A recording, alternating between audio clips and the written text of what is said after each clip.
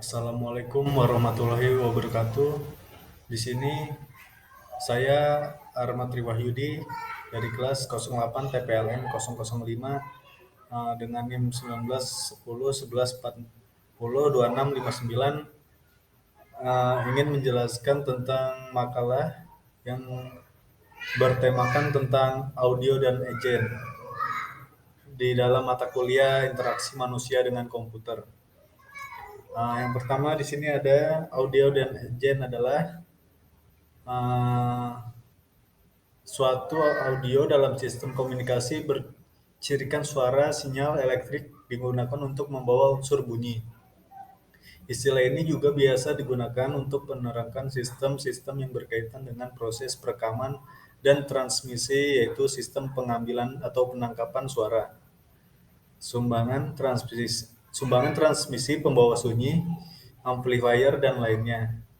Yang di sini penjelasannya lainnya itu adalah apabila mendengar kata audio yang langsung terlintas di pikiran kita adalah sesuatu yang berhubungan dengan pendengaran.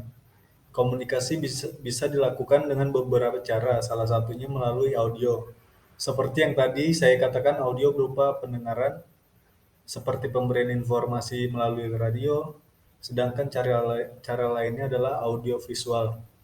Misalnya pemberian informasi melalui televisi. Audio dibedakan menjadi dua.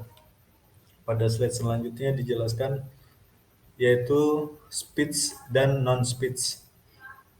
Perbandingannya yaitu audio speech adalah serial dan user harus mendengarkan keseluruhan kalimat sebelum mengerti maksudnya, sehingga membutuhkan waktu yang panjang.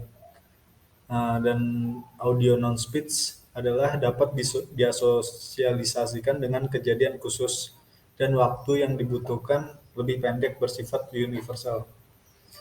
Kemudian pada slide ketiga yaitu penggunaan audio non-speech. Di sini ada beberapa kepentingan yaitu peringatan, warning, alert, atau status message. Yang artinya itu salah satu penggunaan non-speech audio adalah peringatan atau peringatan suatu pesan. Pemberitahuan pesan tanpa sadar sebenarnya itu adalah penggunaan dari non-speech audio. Contohnya pada saat baterai handphone kita hampir habis, itu ada bunyi alert atau peringatan segera kita mengisi ulang baterai tersebut, atau peringatan berbunyi seperti dering ada pesan masuk ketika ada WhatsApp gitu. Dan yang B adalah peripheral awareness, yaitu pandangan atau penglihatan yang mampu mengenai situasi di sekeliling atau samping. Kemampuan ini sering disebut juga penglihatan luas.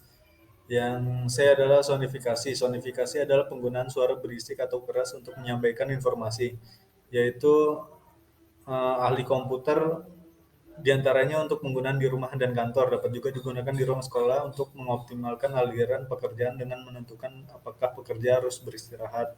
Dan yang keempat ada navigasi. Apabila kita mendengar kata navigasi, yang pasti kita ketahui adalah petunjuk jalan. Ada banyak tipe navigasi, dari navigasi visual seperti maps, GPS, sampai navigasi berupa audio.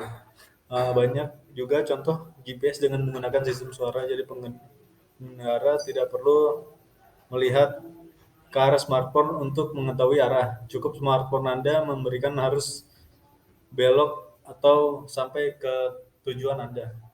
Dan slide selanjutnya ada user interface agent, yaitu merupakan bentuk tampilan grafis yang berhubungan langsung dengan pengguna atau user. Di sini agen sendiri dapat diartikan perantara atau perwakilan yang aktif dan mampu menghasilkan efek atau dampak tertentu, atau dictionary. Agen sering disebut juga bot atau software yang mampu mengumpulkan informasi tanpa perlu ada kehadiran manusia, yang membantu user dan menggantikan peran user melaksanakan tugas yang berhubungan dengan komputer. Secara umum, tujuan dari interaksi teknik manusia dan mesin ini adalah untuk menghasilkan sebuah antarmuka pengguna yang membuatnya mudah, efisien, dan menyenangkan untuk mengoperasikan sebuah mesin dengan cara yang menghasilkan uh, yang apa yang kita inginkan. Contoh selanjutnya ada karakteristik agen, yaitu sebuah antarmuka pengguna yang dimana sistem ini berupa pengguna berinteraksi dengan mesin antarmuka pengguna, mencakup perangkat keras dan perangkat lunak. Antarmuka pengguna hadir untuk berbagai sistem dan menyediakan cara untuk dua pilihan, yaitu input input memungkinkan pengguna untuk memanipulasi sebuah sistem, dan output memungkinkan sistem untuk menunjukkan efek dari manipulasi pengguna. Dan slide selanjutnya adalah uh, contoh lainnya, ada otonomi yang dapat diartikan sebagai agen dapat melakukan tugas secara mandiri dan tidak dipengaruhi secara langsung oleh user, agen agen lain maupun lingkungan atau environment.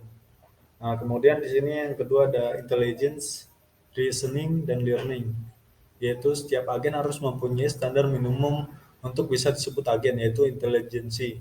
Dalam konsep intelligence ada tiga komponen: kemampuan reasoning berdasarkan pada knowledge base yang dimiliki dan kemampuan learning untuk beradaptasi dalam perubahan lingkungan. Dan kemudian ada mobility dan stationary. Di sini adalah khusus mobil agent harus memiliki kemampuan yang merupakan karakteristik tertinggi yang dimilikinya, yaitu mobilitas. Berkebalikan dari hal tersebut adalah stationary agent. Dan kemudian ada delegation, yang dapat diartikan sesuai dengan namanya, seperti yang sudah kita bahas pada bagian definisi, agen bergerak dalam kerangka menjalankan tugas yang dapat diperintahkan oleh user. Kemudian yang terakhir, reactivity. Karakteristik agen yang lain adalah kemampuan untuk bisa cepat beradaptasi dengan adanya perubahan informasi yang ada dalam suatu lingkungan. Dan kemudian slide selanjutnya, kesimpulan. Pada audio dan agen dibahas mengenai berbagai metode interaksi antar manusia dengan komputer dalam pengoperasionalnya, di mana pada audio dibahas mengenai interaksi manusia dan komputer melalui media suara, baik speech maupun non-speech. Begitu pada agen, di mana agen merupakan media yang menjadi penghantar pada interaksi manusia dan komputer sehingga terjadi interaksi yang efektif. Sekian dari saya. Terima kasih bila ada kesalahan dalam kata-kata maupun dalam video saya, mohon dimaafkan. Terima kasih.